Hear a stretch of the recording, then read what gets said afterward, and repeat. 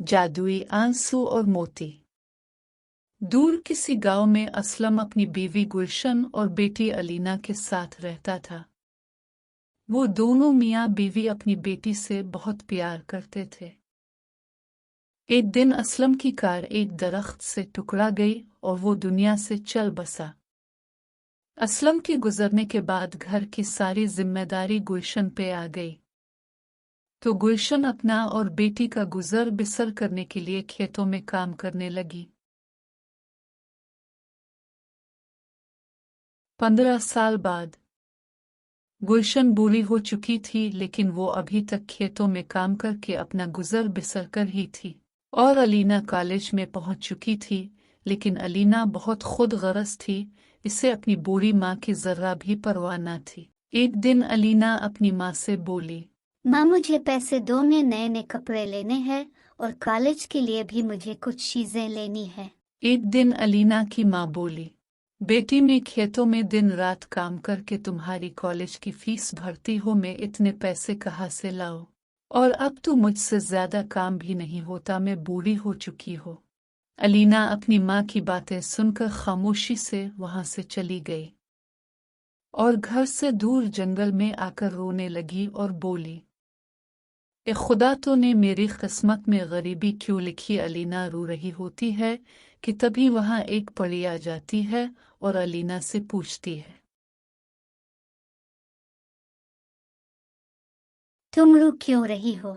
तो अलीना परी को देखकर डर जाती है, पर परी अलीना को कहती है, अलीना तुम मुझसे डरो नहीं, मैं एक परी हूँ, मुझे बताओ तुम रो क्यों रही हो? मेरी माँ बूढ़ी हो चुकी है और वो खेतों में काम करके बहुत मुश्किल से मेरी कॉलेज की फीस देती है, पर मेरी सारी दोस्त बहुत अमीर है, मैं भी अमीर होना चाहती हूँ। तो परी ने अलीना की सारी बातें सुनकर अपनी जादुई चुड़ी घुमाई और अलीना से बोली, अब तुम्हारी माँ की आंखों से जो भी आंसू निकलेंगे वो मोतियों में बदल जाएंगे, तो तुम उनको बेचकर जो चाहे ले लेना। ये सब सुनकर अलीना बहुत खुश हुई और घर वापस आ गई।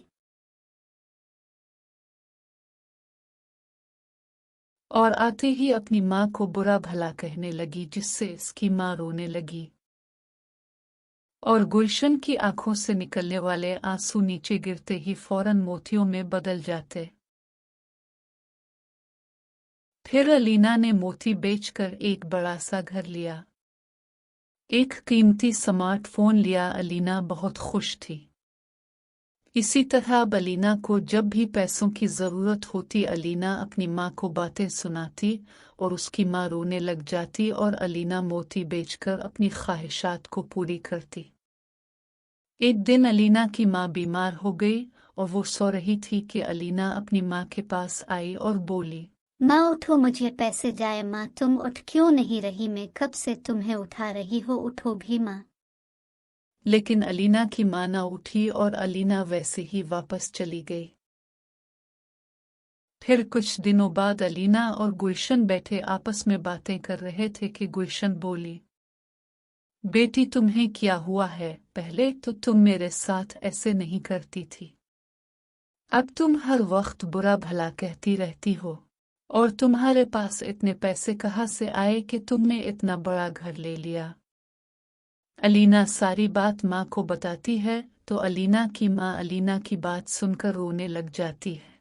अपनी माँ का रोता देखकर अलीना भी रोने लग जाती है और अपनी माँ से मुआफ़ी मांगती है और कहती है, माँ अब मैं तुम्हें कभी नहीं रोने दोगी और न ही तुम्हें तंग करोगी।